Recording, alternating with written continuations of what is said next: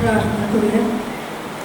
सर्वसमर्थ प्रतिपूर्ण माझ्या जीवनात देवा, आभार मानते, तुझी स्तुती करते आजच्या दिवसाबद्दल. प्रेमळ पित्या, हा सुंदर समय तू मला दिलास प्रभू. तुझ्या वचनाची घोषणा करण्याची संधी तू मला दिलीस प्रभूजी. माझं मुख तू भर प्रभू, जे वचन मी सांगणार आहे प्रभू, मी मुठेने नम्रतेने मी तुझ्या सिंहासनासमोर येत आहे प्रभूजी. वचन सांगत असताना तुझ्या नावाचं गौरव दे. वाच ऐकणारी प्रत्येक व्यक्ती, प्रत्येक परिवार तुझ्या सामर्थ्यशाली हातामध्ये देते. तुझं वचन हे कार्य करण्यामध्ये सिद्ध आहे आणि त्यांच्यामध्ये ती सिद्धता तुझ्या वेळेला निर्माण कर प्रभू. तुझ्या ज्ञानाने, तुझ्या समक्षतेने, पवित्र आत्म्याच्या मार्गदर्शनाने तुम्हाला भर प्रभूजी. पवित्र आत्म्याचं मार्गदर्शन तुम्हाला झालं. माझ्या प्रेमळ पित्या, माझे विचार, माझ्या तुमचे शब्द तुला मान्य आणि पसंत असावे अशी मी तुला विनंती करते. येशूच्या नावात मागितलं म्हणून ऐकण्याच्या देवा, आमेन आमेन. प्रभूची स्तुती असो, प्रभूच्या नावाला धन्यवाद असो. खरोखर आपला प्रभू चांगला आहे, त्याची दया सनातन आहे. त्यावेळेला त्याच्या वचनाची घोषणा करण्यासाठी, वचन सांगण्यासाठी प्रभूंनी जी संधी दिली त्या महान परमेश्वराचे मी आभार मानते. आणि त्याचप्रमाणे शिलोह मंडळीचे पास्टर आदरणीय ते बोरिस पास्टर यांचेसुद्धा मी मनपूर्वक आभार मानते की त्यांनी ही संधी मला उपलब्ध करून दिली. प्रियांनो, आजचा आपल्या मननाचा विषय आहे की आमची रोजची भाकर आज आम्हास दे. आपण पाहतो की प्रभूच्या प्रार्थनेमध्ये मत्तई ह्याचा 6वा अध्याय आणि त्याच्या 11व्या वचनामध्ये आपण पाहतो की आमच्या रोजची भाकर आज आम्हास दे असं इथं म्हटलेलं आहे. प्रियांनो, हा जो शब्द आहे भाकर, हा शब्द पवित्र शास्त्रामध्ये 64 वेळा आलेला आहे. 64 वेळा भाकर ह्या शब्दाचा उल्लेख झालेला आहे. एदेन बागेपासून भाकरीला सुरुवात झाली आहे आणि त्या अगोदर आदाम हवा छानपैकी फळं खाऊन, खेळून, नाचून, बागडून आनंदात त्यांचं जीवन व्यतीत होत होतं. आनंदामध्ये ते जगत होते. परंतु त्याच वेळेपासून भाकरीला सुरुवात झाली. अन्न, वस्त्र, निवारा ही आमची निकट आहे, आमची गरज आहे हे प्रभूला ठाऊक आहे. आणि म्हणून त्यांनी प्रभूची प्रार्थना शिकवताना आम्हाला असं म्हटलं की आमची रोजची भाकर आज आम्हास दे. प्रार्थना शिकवताना आमच्याविषयी देवाचा काहीतरी उद्देश होता, काहीतरी एक योजना होती, काहीतरी एक उद्देश होता. त्याची दया, त्याची कृपा आमच्यावर आहे. आमची गरज तो रोज आणि रोज पुरवतो हे आम्हाला माहिती. आणि आमच्या रोजची भाकरीची त्यांनी या ठिकाणी या प्रार्थनेमध्ये आठवण केलेली आम्हाला इथे पाहायला मिळते. आम्ही तिथे पाहतो. कारण का तर आम्ही ती भाकरी रोज मागितलीच पाहिजे. भाकरीला अनन्यसाधारण महत्त्व आहे. भाकरी हा आमच्या जीवनाचा आधार आहे. फक्त एकच भाकर का? म्हणजे फक्त आपण इथं शारीरिक भाकरीविषयीच बघणार आहोत का? तर शारीरिक भाकरी जशी आम्हाला गरजेची आहे तशी आत्मिक भाकरसुद्धा आम्हाला नितांत गरजेची आहे. आणि त्या दोन्ही लागणाऱ्या भाकरीसाठी आम्ही सतत प्रयत्न केले पाहिजे आणि त्या दोन्ही भाकरी आम्ही मिळवायला पाहिजे. या दोन्ही भाकरी तितक्याच महत्त्वाच्या आहेत. आपण करतो की शारीरिक भरणपोषण जसं भाकर करते तसं आत्मिक भरणपोषण करण्यासाठी सुद्धा आम्हाला भाकरीची गरज आहे. भाकर आमच्या जीवनाला आधार देते. आणि कोणतेही आशीर्वाद घेण्यासाठी, कुठलाही आशीर्वाद आपण जर पवित्र शास्त्रात पाहू गेलो वळून सगळ्या विषयांमध्ये, तर भाकर ही आशीर्वादाची गोष्ट आहे. आणि ते आशीर्वाद की जे भाकरीच्या मागे लपलेले आहेत आणि ते आशीर्वाद आज आपण इथं पाहणार आहोत. आणि त्या सगळ्यात आधी एक महत्त्वाची गोष्ट आहे की आपण पाहूया लूक याचा 15वा अध्याय आणि त्याचं 16 आणि 17वं वचन पाहूया की तेव्हा डुकरं खात असत, त्यातल्या शेंगा तरी खाऊन पोट भरावे अशी त्याला फार इच्छा होईल. त्याला कोणी काही देत नसे. नंतर तो शुद्धीवर येऊन म्हणाला की माझ्या बापाच्या घरी मोलकऱ्यास भाकरीची रेलचेल आहे आणि मी तर इथे भुकेने मरतो आहे. वाचलेले वचन परमेश्वर आमच्यासाठी आशीर्वादित करो. हा जर आपण अध्याय बघितला तर या ठिकाणी आपण बघतो की उधळ्या पुत्रांचा दृष्टांत या ठिकाणी आहे.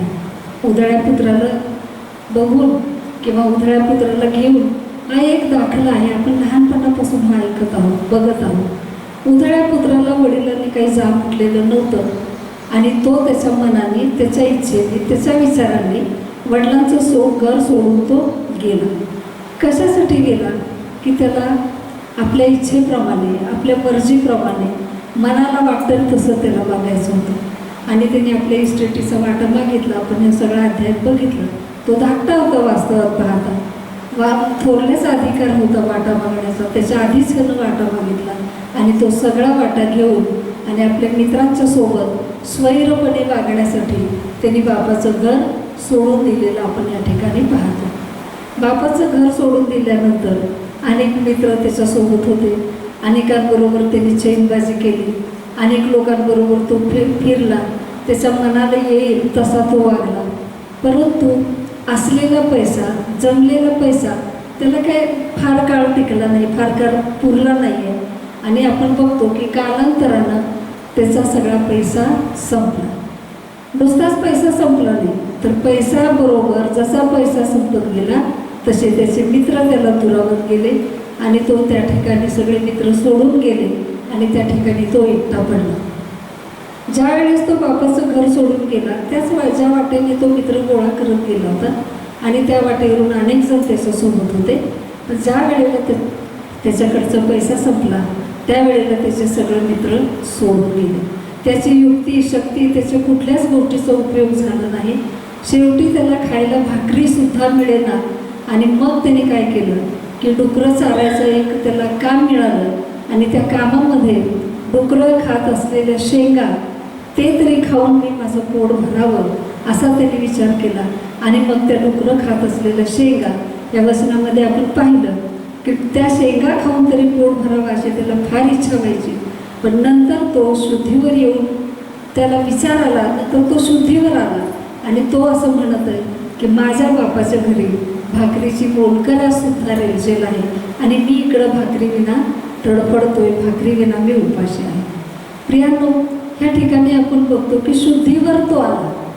शुद्धीवर येणं ही गोष्ट एक चांगल्या पश्चातापाची, शुद्धीवर येऊन पश्चाताप करणं ही गोष्ट या ठिकाणी आपल्याला पाहायला मिळते की तो शुद्धीवर आला आणि मग त्याच्या डोक्यात विचार आला की माझ्या बापाच्या घरी आता मला जायला पाहिजे. वास्तवात त्याचा वडील त्याला शोधायला आले नाहीत. तो गेला. ते आले असते शोधायला, त्यांचे चांगलं मातब्बर मनुष्य होता तो, परंतु त्यांनी त्याला शोधलेलं नाही. ह्यालाच बापाची परत गरज पडली. बापाच्या घरच्या भाकरीची आठवण आली आणि त्यांनी त्या ठिकाणी विचार केला की माझ्या बापाच्या घरी भाकरीची रेलचेल आहे आणि मी इथं भुकेने व्याकुळ होण्यापेक्षा मी पुन्हा माझ्या बापाच्या घरी जाईन. हा खरा पश्चाताप त्यांनी जेव्हा केला, जेव्हा तो शुद्धीवर आला असं इथं स्पष्ट वचनात म्हटले आणि मग त्याने तो मार्ग सोडला आणि त्या मार्गातून त्या वाटेनं पुन्हा तो बाजूला झाला आणि तो आपल्या बापाच्या घरी गेला. प्रियांनो, या ठिकाणी आपण पाहतो की ही भाकर जी आहे ह्या भाकरीने त्याला वाम मार्गातून बाजूला नेलं. वाम मार्गातून त्या भाकरीने त्याला सोडवलं. त्याचे सगळे मित्र सोडून गेले होते त्याला. पण इथं जर आपण बघतो की ह्या उधळ्या पुत्राच्या दाखल्यातल्या भाकरीचा काय आशीर्वाद आहे, तर ही भाकर खरा पश्चाताप करायला लावते आणि वाम मार्गातून त्या भाकरीने उधळ्या पुत्राला सोडवलं. आणि मग नंतर आपण पुढे पाहतो की उत्तम झगा, हातात अंगठी आणि पायात जोडा, पृष्ठवासरू कापून त्याच्या वडिलांनी मेजवानी, ह्या सगळ्या गोष्टी नंतरच आहे. पण सगळ्यात आधी आपण जर आशीर्वाद पाहिला जर कोणता असेल तर त्या ठिकाणी भाकर आम्हाला वाम मार्गातून बाजूला करते आणि खरा पश्चाताप जर असेल तर पुन्हा त्या बापाच्या घरी येण्याचा मार्ग मोकळा करते. जाताना अनेक मित्र त्या वाटेने भेटले, येताना तो त्याच वाटेने आला. कदाचित ते मित्र असतील पण त्याला कुणी हाक मारली नाही. जरी हाक मारली असती तर त्यानं मागे वळून पाहिलं नसतं, कारण त्याला माहीत आहे की आता काय दशा झाली होती की भाकरीला सुद्धा तो मोताच झाला होता. आणि या ठिकाणी आपण पाहतो की तो भाकरीच्या घराकडे, त्याच्या बापाच्या घराकडे पुन्हा एकदा आला आणि आपण बघतो की त्याला भाकर ही त्याला आधार झाली. भाकर आधार शोधण्यासाठी पुन्हा एक वार त्याने आपल्या बापाचं घर गाठलं. प्रियांनो, असेच जर आम्ही चुकलेले असू, असेच जर आम्ही भटकलेले असू, असेच जर आम्ही आमच्या विचाराने वागत असू, तर आम्हाला पुन्हा एक वार शुद्धीवर येऊ, पुन्हा एकदा आम्हाला त्या बापाच्या घरी जाण्याची गरज आहे. प्रियांनो, दुसरा आपण आशीर्वाद बघूया की भाकरीची गरज फक्त आम्हालाच आहे का? भाकर फक्त आम्हालाच पाहिजे का? तर नाही. भाकरीची गरज इथं आपण बघतो की अब्राहमाकडं लोक आले. आपण उत्पत्तीच्या 18व्या अध्यायाच्या 5व्या वचनाकडे बघूया. उत्पत्ती 18 आणि त्याचं 5. मी थोडी भाकर आणतो, तिचा आपल्या जीवास आधार करा, मग पुढे जा, यासाठी की तुमचे या आपल्या दासाकडे येणे झाले असावे. ते म्हणाले, तू म्हणतोस ते कर. या ठिकाणी जर पहिली 5 वचनं आपण बघितली तर आपल्याला दिसतं की मोहरेच्या एलोन राईमध्ये आणि परमेश्वराने त्याला दर्शन दिलं. त्याने दृष्टी वर केली आणि पाहिलं तर समोर 3 देवाचे पुरुष उभे असलेले त्याला दिसले. आणि त्यांनी दाराच्या पुढे जाऊन लवून त्यांना नमस्कार केला, नमन केलं. आणि त्यांनीच त्याला सांगितलं की माझ्यावर तुमची कृपादृष्टी असेल तर तुम्ही असेच पुढे जाऊ नका, तर काय करा, तर तुम्ही आपल्या दासाच्या घरी या आणि विसाव्या घ्या आणि मी थोडी भाकर आणतो, तिचा आपल्या जीवास आधार करा. दुसरं गोष्ट प्रियांनो, मला तुम्हाला सांगू द्या की भाकर ही आपल्या जीवाला आधार देणारी गोष्ट आहे. आणि आपण पुढे बघतो की 10व्या वचनामध्ये त्यांनी काय सांगितले. मग तो म्हणाला की पुढल्या वसंत ऋतूत मी तुझ्याकडे खात्रीने परत येईल, तेव्हा पहा तुझी बायको सारा, हिला मुलगा होईल. आणि त्याच्या मागे डेऱ्याच्या दारी सारा हे सगळं ऐकत होती. प्रियांनो, या ठिकाणी आपण पाहतो की त्या देवाच्या लोकांना अब्राहमाने भाकरी दिली, जीवास त्यांचा आधार केला. त्या भाकरीच्या मागचा आशीर्वाद काय होता? देवाने अब्राहमाला वचन दिलं होतं, मी तुझी संतती ताऱ्याने एवढी करेल, वाळूच्या कणाने एवढी करेल.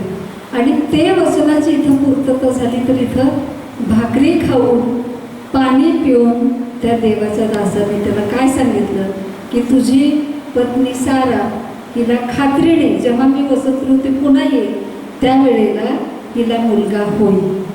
इतका सुंदर आशीर्वाद देवाच्या माणसाने दिलाय की भाकरी ही जर जीवाला आधार आहे तर त्या भाकरीच्या मागचा हा एक आशीर्वाद आहे. काय आशीर्वाद, किती सुंदर, किती देवाचं वचन, त्याच्यामध्ये किती गुज, किती रहस्य आणि किती गोष्टी त्याच्यामध्ये लपलेल्या आहेत की देवाला असं वाटतं की माझ्या लेकरांना भाकरीचा आशीर्वाद असावा, माझ्या लेकरांना भाकरीच्या मागचे प्रत्येक आशीर्वाद मिळायला पाहिजे. अनेक वेगवेगळे आशीर्वाद आहेत आणि ते या ठिकाणी आपण बघतो की ह्या भाकरीचा आधार जेव्हा त्या लोकांना मिळाला, त्यांच्या जीवाला आधार झाला आणि ह्याच्या पाठीमागे सारेला एक पुत्रप्राप्तीचा आणि त्यांनी आशीर्वाद देऊन ते तिथून मार्गस्थ झाले. प्रियांनो, या ठिकाणी आपण पाहतो की रुथेच्या पुस्तकामध्ये सुद्धा त्या ठिकाणी सांगितले, आपण जेव्हा बघतो त्यावेळेला रूथ आणि ही पहिल्या वचनामध्ये जर बघितलं, रूथ याचा पहिला अध्याय आणि त्याचं पहिलं वचन की शास्त्यांच्या अंगाने देशात दुष्काळ पडला.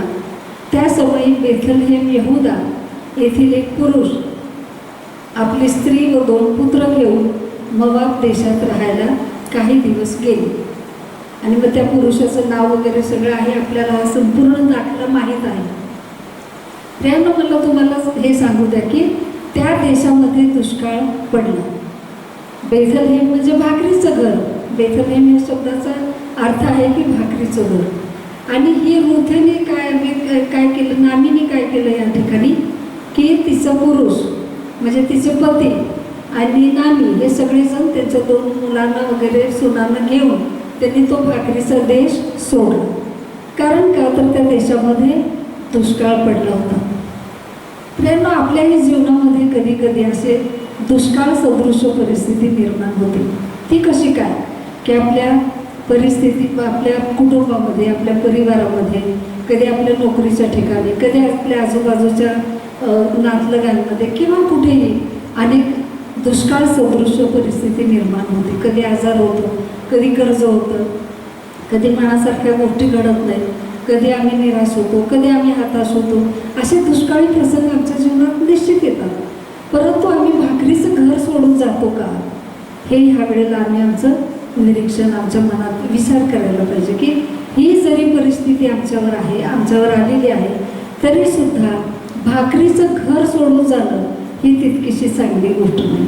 आणि या ठिकाणी आपण पाहतो की या ठिकाणी हे भाकरीचं घर सोडून गेल्यानंतर काय झालं आहे, अलीमेलेक आणि त्याचे नानी यांनी ते भाकरीचं घर सोडून गेले आणि बघितलं की हे एवढ्या प्रश्नात बुडून गेले होते सगळेजण आणि ते मोआब देशामध्ये गेले. मोआब हा शापित प्रदेश आहे. भाकरीच्या घरातून केवळ दुष्काळ पडला म्हणून मोआबाकडे जाणं ही त्यांच्यासाठी चांगली राहिली नाही गोष्ट. मोआबात गेल्यानंतर काय झालं की नामीचा पती वारला, नामीची दोन्ही मुलं वारली आणि नामीचं सगळं कुटुंब उद्ध्वस्त झालं. सगळा परिवार, त्यांच्या परिवारातले 3ही पुरुष नाही राहिले, ते मरून गेले. आपण पाहतो या ठिकाणी विचार करण्यासारखी गोष्ट की ज्या वेळेला आम्ही भाकरीचं घर सोडून जातो त्यावेळेला काही पीडा, काही शाप, काही गोष्टी ह्या आमच्या संगतीच त्या मोआब देशाकडे निघालेल्या असतात. आम्ही ह्या सगळ्या आशीर्वादाला मुकतो. चांगले जे आशीर्वाद आमच्यासाठी देवाने राखून ठेवलेले असतात आणि त्या ठिकाणी आपण बघतो की ते नामीला मिळालेले नाही आणि ते अलीमेलेकला मिळालेले नाही. तिने सगळं सर्वस्व गमावलं. मोआबमध्ये जेव्हा ती गेली त्यावेळेला तिचं सर्व जीवन विस्कळीत झालं. ती विधवा झाली, तिच्या दोन्ही सुना विधवा झाल्या आणि नंतर पुढे आपण वचनात जर बघितलं तर 6व्या वचनामध्ये लिहिले की परमेश्वराने आपल्या लोकांचा समाचार घेऊन त्यास अन्न दिले असे वर्तमान तिला मोआब देशात कळले. तेव्हा त्या देशातून आपल्या दोघी सुनांसह ती परत जाण्यास निघाली.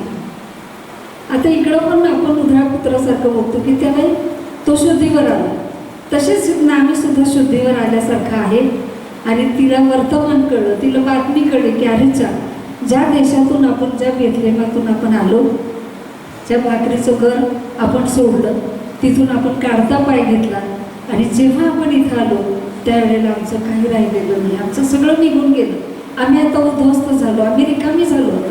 आणि ज्या वेळेला भाकरीचं वर्तमान तिला मिळालं आणि तिला कळलं की त्या देशातला दुष्काळ आता नाहीसा झाला आहे, देवाने त्या लोकांचा समाचार घ्यायचं ठरवलं आहे, देवाने त्या लोकांना भेटायचं ठरवलं आहे आणि मग तिला कळलं की आता पुन्हा मी भाकरीच्या घराकडे जाईन.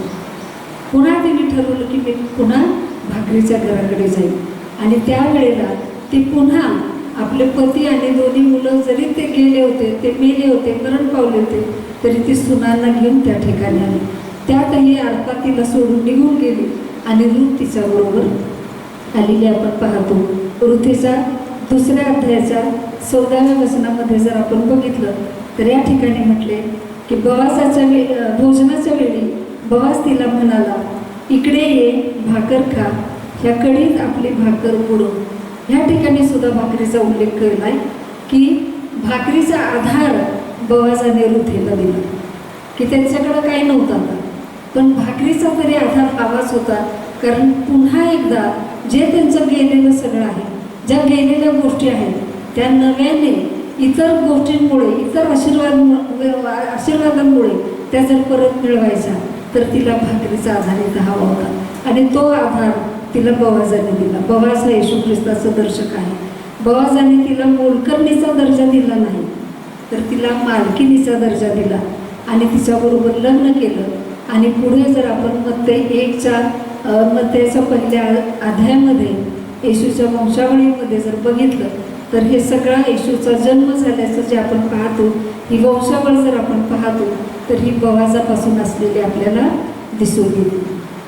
तर या ठिकाणी बोआजाने तिला भाकरीचे आशीर्वाद दिल्याचं आपण आवर्जून पाहतो की तिथं देवाने तिला ते आशीर्वाद दिले आणि जे सगळं नव्हतं, जे सगळं गेलं ते गेलं, परंतु येशूची वंशावळ म्हणजे येशूचा जन्म ज्या वंशावळीतून झाला ते आशीर्वाद आणि या ठिकाणी आपल्याला रूथीला मिळालेले आपल्याला दिसतात. त्याच्यानंतर आपण दुसरा आशीर्वाद बघूया की पहिले राजे आणि ह्याचा 19वा अध्याय त्याचं 6 ते 8 वचन. पहिले राजे त्याचा 19वा अध्याय, त्याचं 6 ते 8 वचन. त्याने पाहिले तो निखाऱ्यावर भाजलेली एक भाकर व पाण्याची एक सुरई आपल्या उशाशी ठेवली आहे असे त्याच्या दृष्टीस पडले. तो खाऊन पिऊन पुन्हा झोपी गेला. परमेश्वराचा देवदूत पुन्हा दुसऱ्यांदा त्याच्याकडे आला व त्याला स्पर्श करून म्हणाला, उठ, हे खा, कारण तुला भारी वाटेल असा प्रवास करावायचा आहे. त्याने उठून ते अन्नपाणी सेवन केले. त्या अन्नाच्या बळावर 40 दिवस व 40 रात्री चालत जाऊन तो होरेब नावाच्या डोंगरावर पोहोचला. प्रियांनो, कधी कधी एक भारी प्रवासाला आपल्याला जायचं असतं, पण त्यावेळेला आमच्याकडे भाकर आहे का? या ठिकाणी आपण पाहतो की निखाऱ्यावर भाजलेली भाकर हे काय आहे, तर हा खरं तरी आमचा वधस्तंभावरचा ख्रिस्त आहे. निखाऱ्यावर भाजलेली भाकर कोण? तर आमचा वधस्तंभावरचा ख्रिस्त आहे. सर्व त्याचं छिन्न विछिन्न झालेलं शरीर, त्याच्या डोक्यावरचा काट्यांचा मुकुट, त्याच्या हातापायात खिळे ठोकलेले इत्यादी हे जे सगळं वर्णन आहे हे खरोखर निखाऱ्यावर भाजलेली भाकर आहे. या ठिकाणी काय झालं, इस्बेल राणीने त्याला सांगितलं होतं की त्याला उद्या मारणार होते. आजचा काही विषय तिथं नव्हता, परंतु तो घाबरला. भारी प्रवासाला आम्ही कधी कधी घाबरून जातो. त्यावेळेस आम्हाला त्या सामर्थ्याची नितांत गरज असते आणि ते सामर्थ्य आमच्या अंगी असल्याशिवाय आम्ही काहीच करू शकत नाही. आणि परत त्यांनी एकदा काय केलं, ते भाकर खाल्ली, पाणी प्यायले, पुन्हा झोपला. पण देवदूताने त्याला काय झालं, पुन्हा जागं केले आणि त्याला सांगितले की तू आता उठायला पाहिजे, भाकर खायला पाहिजे, कारण तुला भारी प्रवास करायचा आहे. कधी कधी आम्ही अशाच काही प्रश्नांना घाबरून जातो की ते उद्या आमच्या जीवनामध्ये असतात, आज काही नसतं. परंतु त्या उद्याच्या प्रश्नांना आम्ही इतकं काय घाबरतो की आम्ही त्यावेळेला प्रार्थना करायचं बंद करतो, आराधना करायचं बंद करतो, देवाचा विषय आम्ही आमच्या डोक्यातून काढून टाकतो आणि आम्हाला असं वाटतंय की आता सगळं संपलंय, आता काही नाही आहे, तर आता आम्हाला इथं म्हणजे आता आम्ही निपसित पडलो. तो जसा झोपी गेला तसंच आम्ही झोपी जातो आणि आम्ही त्या गोष्टीला घाबरतो, प्रश्नांना घाबरतो. आम्ही देवाकडे जाण्यापेक्षा आम्ही त्या प्रश्नांना घाबरून चिडीचूप बसतो. काही आमच्याकडं आम्हाला नकोसं वाटतं आणि आपण बघतो की त्यावेळेला देवदूताने जसं त्याला पुन्हा उठवलं आणि ती भाजलेली भाकर दिली. भाजलेली भाकरी काय, एक नवीन शक्ती, नवीन बळ, नवीन सामर्थ्य, नवीन चैतन्य आम्हाला देते. आणि त्या भाकरीच्या ताकदीवर आणि इथं म्हटले की तो 40 दिवस आणि 40 रात्री चालत जाऊन देवाचा होरेब डोंगर या ठिकाणी तो पोहोचला. प्रियांनो, जर आम्हाला खरंच ही शक्ती, हे सामर्थ्य, ही ताकद आणि हे जर पाहिजे असेल तर आम्ही असलेल्या प्रश्नांना घाबरून, उद्याच्या प्रश्नांना घाबरून आम्ही अजिबात बसू नये.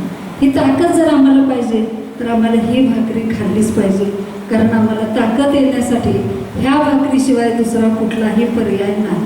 ती जी भाजलेली भाकरी आहे, निखाऱ्यावर भाजलेली, ती आम्ही रोज आणि रोज खाल्ली पाहिजे आणि त्याच्या त्या ठिकाणी सत्याने, प्रामाणिकपणे रोज आम्ही देवाला सादर होऊन त्या भाकरीची मागणी केली पाहिजे.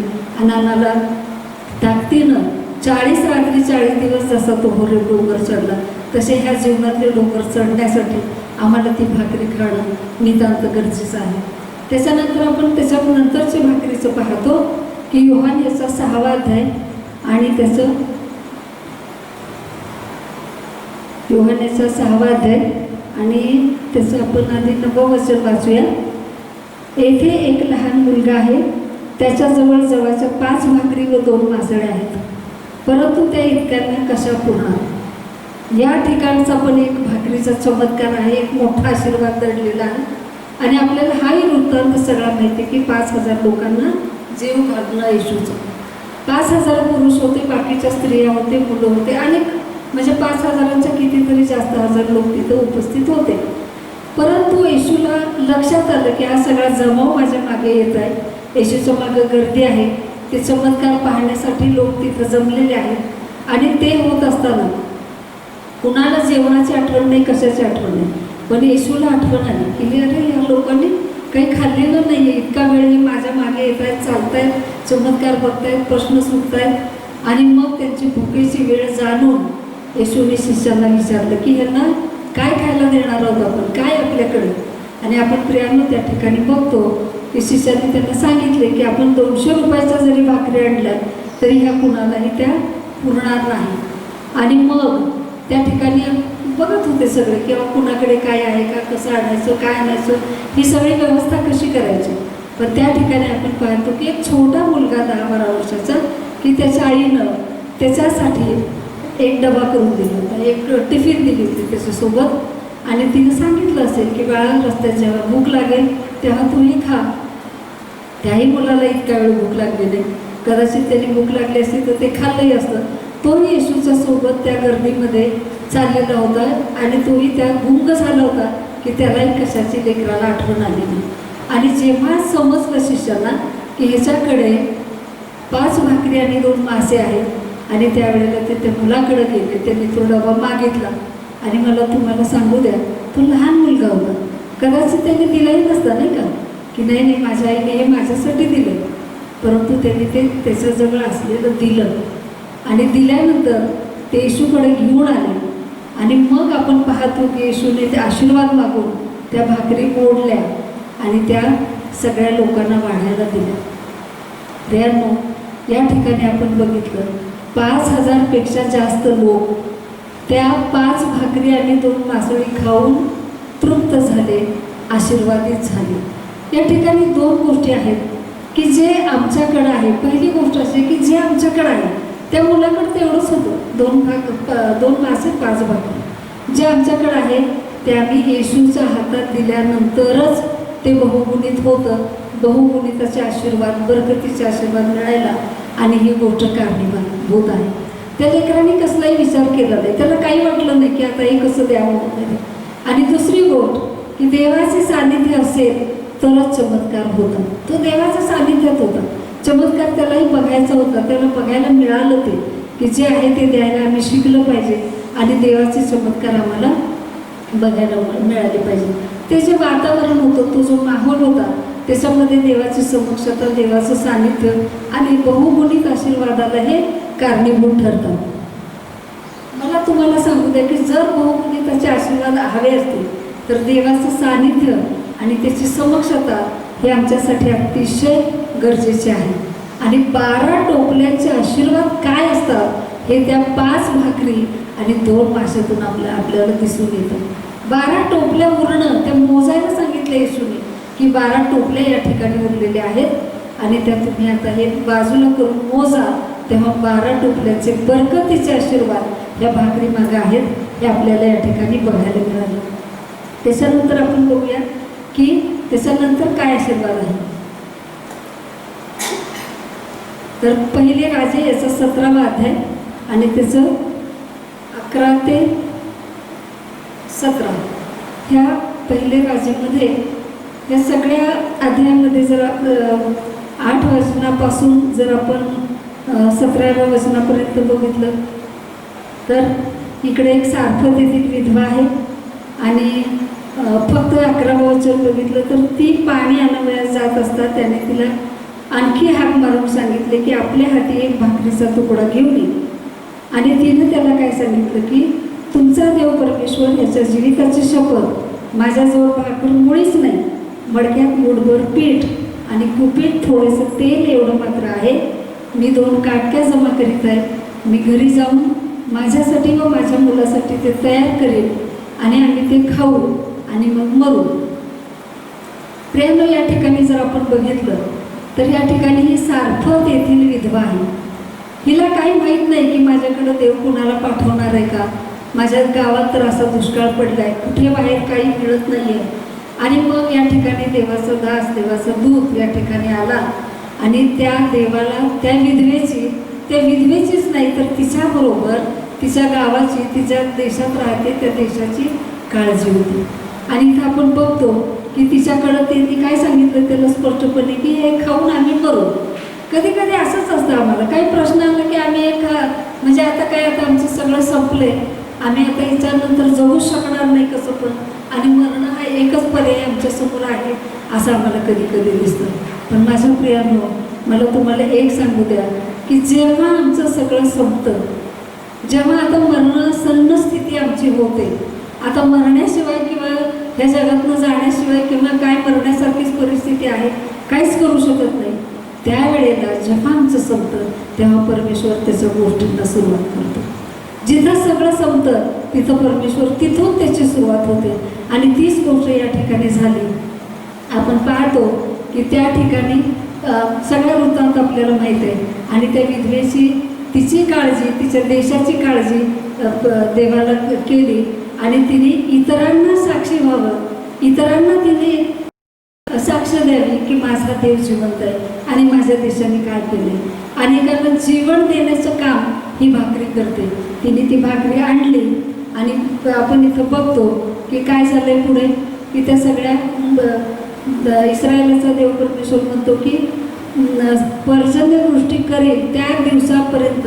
परमेश्वर ज्या वेळेस पर्जन्यवृष्टी परत पाऊस येईल परत करेल, म्हणजे जोपर्यंत धान्य तिथं उगवत नाही, जोपर्यंत तिथला दुष्काळ संपत नाही, तोपर्यंत ही भाकरी त्या विधवेला आणि तिच्या सगळ्या त्या गावाला, तिच्या सगळ्या देशाला ती पुरणार आहे. इतका सुंदर आशीर्वाद या ठिकाणी भाकरीचा आपण पाहत आहोत. आणि परत आपण पाहतो की काय सांगितले तिने इकडे, तर तिने सांगितले 2 काटक्या गोळा करून आणणार आहे. या 2 काटक्या म्हणजे काय हो? या 2 काटक्या म्हणजे एक नवा करार आणि एक जुना करार. या 2 काटक्या आमच्याबरोबर सदैव असल्याच असल्या पाहिजे. ह्याच्याशिवाय आम्ही जगू शकत नाही. मडकं म्हणजे काय, की आमचं डोकं, आमचे विचार, त्या डोक्यातले विचार हे आमचे काय आहेत आणि आम्ही त्या डोक्यात काय विचार करतो, त्या मडक्यात आम्ही काय साठवतो. कधी कधी आम्ही लेकरांना मुलांना बोलताना म्हणतो काय मडका आहे तू. याचा अर्थ काय, की डोक्यातले विचार. आणि ते पाहत असताना आमच्या डोक्यात नेहमी आमच्या देवाचे, त्याच्या स्तवनाचे, त्याच्या वचनाचे, त्याच्या सानिध्याचे, त्याच्या कृपेचे, दयेचे विचार आमच्या डोक्यामध्ये असणं अत्यंत गरजेचं आहे. पीठ म्हणजे काय, की ते देवाचं वचन. देवाचं वचन हे सतत आणि सतत आमच्याबरोबर असायला पाहिजे. आपण स्तोत्र 138 आणि त्याच्या 2 मध्ये वाचतो की मी माझ्या नावापेक्षा वचनाची थोरवी वाढवलेली आहे. हे जे थोरवी वाढवलेलं वचन आहे ते वचन सतत आमच्याबरोबर पीठ जसं आहे तसं ते असलं पाहिजे. तेल म्हणजे काय, पवित्र आत्मा. माझ्या प्रियांनो, पवित्र आत्म्याचं मार्गदर्शन जर आमच्याबरोबर नसेल तर ह्या जगात आमचं जीवन कठीण आहे, आम्ही कसंच जगू शकणार नाही. सतत आणि सतत पवित्र आत्म्याचं मार्गदर्शन, सत्सद्विवेक आमच्यासोबत असलाच पाहिजे.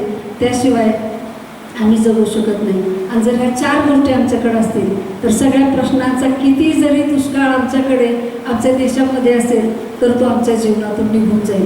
कारण का, तर आमचं मडकं, आमचं पीठ आणि आमचं तेल आणि देवाने आमच्यासाठी आशीर्वादित केलेलं आहे.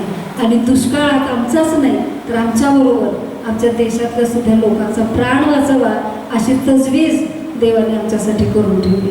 प्रियांनो, प्रेषित 2 आणि 42-46 मध्ये आपण पाहतो की भाकर मोडण्यामध्ये ते सदैव तत्पर असत. घरोघरी जाऊन प्रेषित भाकर मोडत होते. ही पहिली त्यावेळेचा सेल ग्रुप आहे.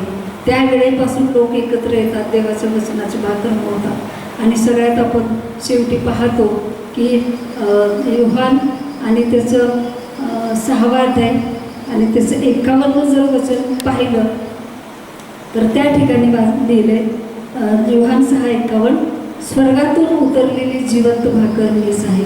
ह्या भाकरीतून जो कोणी खाईल तो सर्व काळ जगेल. जी भाकर मी देईल ती माझा देह असून ती जगाच्या जीवनासाठी आहे.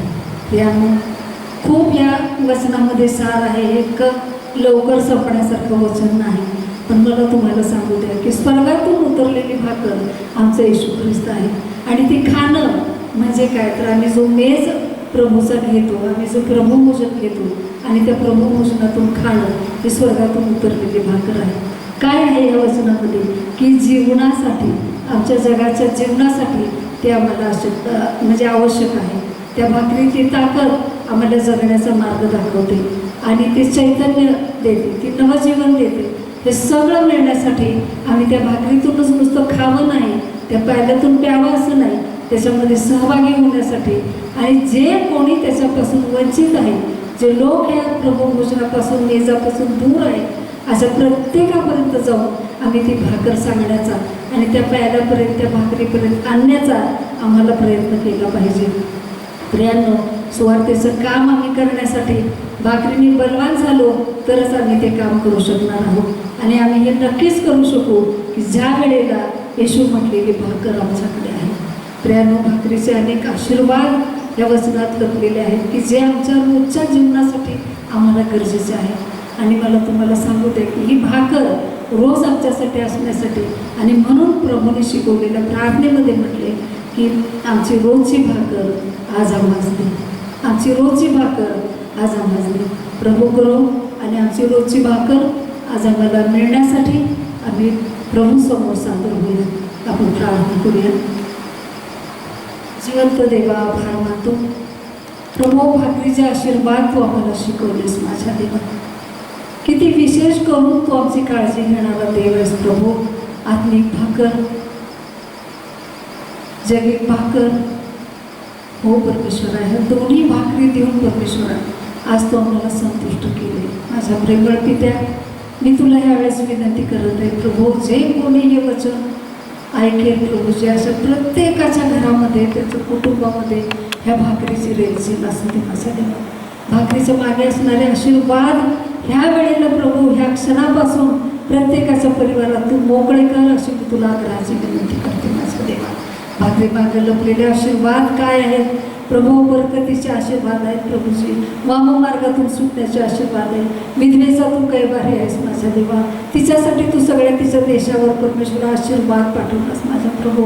जीवनाची भाकर तू आहेस, भाजलेली भाकर तू आहेस माझ्या जीवनात, स्वर्गातून उतरलेली भाकर तू आहेस माझ्या प्रेमळ पित्या. या सगळ्या भाकरीबद्दल मी तुझे मनापासून आभार मानते. काही चुकलं असेल माझी क्षमा कर प्रेमळ पित्या. हे वचन प्रभू प्रत्येकाच्या जीव अंतःकरण प्रवेश करून दे माझ्या देवा. नव्याने नवचैतन्याने तू त्यांना भर अशी मी तुला विनंती करते. केलेल्या तुझ्या दयेबद्दल, कृपेबद्दल आभार मानत जो धन्य तारणारा आमचा येशू ख्रिस्त त्याच्या गोड आणि गौरवी नावात मागितलं आहे म्हणून तो माझ्या देवा. आमेन, आमेन.